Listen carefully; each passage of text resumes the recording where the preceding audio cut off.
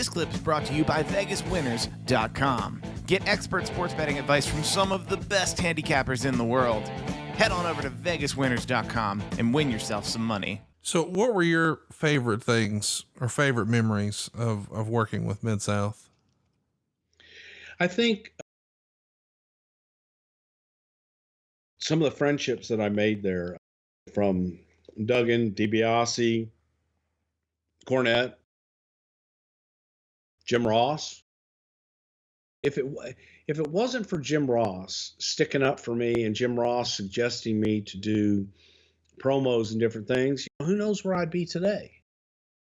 So Jim gave me a lot of opportunities, and Jim was the guy that pushed for me, and I'll never forget that. And I appreciate that every single day, because you have to wonder, if I didn't do all that shit, would I have gotten to do the things I got to do after that? So those things, man, that I really am so grateful for. But out of that, riding in cars for a long period of time with guys, having Jim Duggan, taking care of Jim Duggan's car when he went on his first Japan trip, and having his hubcap stolen at my condo. Those kind of bonds that are just funny that we still talk about to this day. And by the way, wishing Jim a speedy recovery, man. Had some cancer surgery here this past week, and I love that man and his wife, Deborah. They're wonderful people, so send out a prayer to them. But it was fun. It was an opportunity as a young kid. Think about it, man. That was the time, like I was from 19 to 24, that I got to sit under the learning tree, to sit under Ernie Ladd's learning tree, sit with Ken Mantell. It's funny, I would listen to Dundee. I didn't work a lot with Dundee one-on-one, but I loved to watch Bill work and learn different things from him.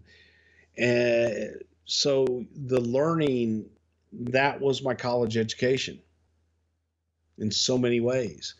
So I wouldn't change any of it. I wish that I had been more mature in some of my dealings with Bill Watts. I don't hate Bill Watts by any stretch of the imagination. I think Bill is a wrestling savant.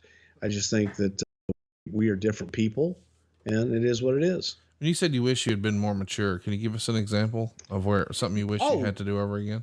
Oh, sure. Walking out on a show because Boyd Pierce was there to ring announce the main event. I was like, wait a minute, I'm the ring announcer. I should ring announce the main event. Ego, stupid little ego things that mean nothing in the grand scope of things.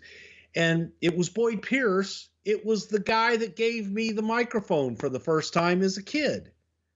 And I'm mad that he, as their television host, is going to introduce the main event.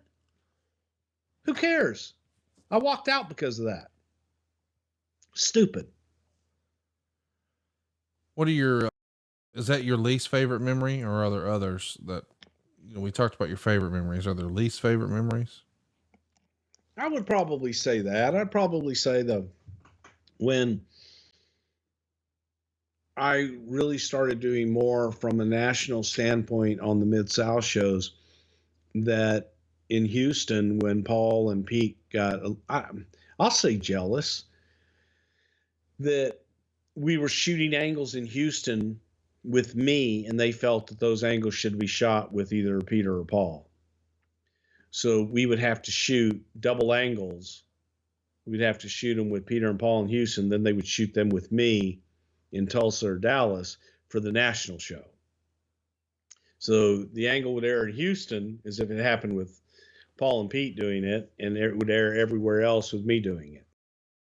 Those were sad times that I wish had never happened. I look back at the negotiations when we were going to go and have spot shows all over the place. And the big pitch to me was, Bruce, you've got Texas. Yet everything south of Interstate 10 in Texas, all virgin territory for us. So every town that I ran was going to be a new town, which is a nice deal. We had television everywhere. And I met with Bill at the Amfac Hotel at DFW Airport. And Scott Munns was there. Jack Curtis was there. Ronnie West was there. The pitch was, hey, when you run your towns, and if it's an office town, you get 5% of the net. If it's a spot show, you get 10% of the net. And I said, well, since all of my territory basically is virgin territory, I said, everything I run is going to be a spot show. So, yeah. Unless it's a office town. I said, well, what constitutes an office town? They said, well, that's a town that's run on a regular basis. I asked, what's a regular basis? Like once a month, twice a month. So if I run a show in a town every 5 weeks, then that's a spot show, and I get 10%. I said, well, if you run it every 5 weeks, then that's a regular town, then it becomes an office town. I said, so if I go out and I build up these towns, and I'm getting 10% as I build them up, and I build them up to a place that now we can run on a regular basis, you're going to take 5 points away from me. Yeah. I said, what's my incentive to go out and build towns? I'll just run other towns and new towns all the time so I get 10 points. I said, but you should want to build those up for the office. I said, I want to build them up for my bank account.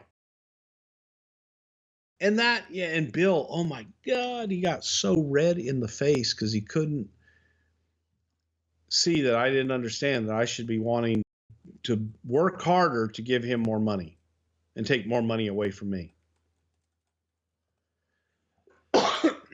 Hey, it's Conrad Thompson. Thanks for checking out the podcast here on YouTube. Be sure to hit the subscribe button and the notifications bell so you get a notice anytime we upload some new content. And go save yourself some money right now. If you're in a 30-year loan or you have credit card debt, it's not a matter of if I can save you money. It's a matter of how much.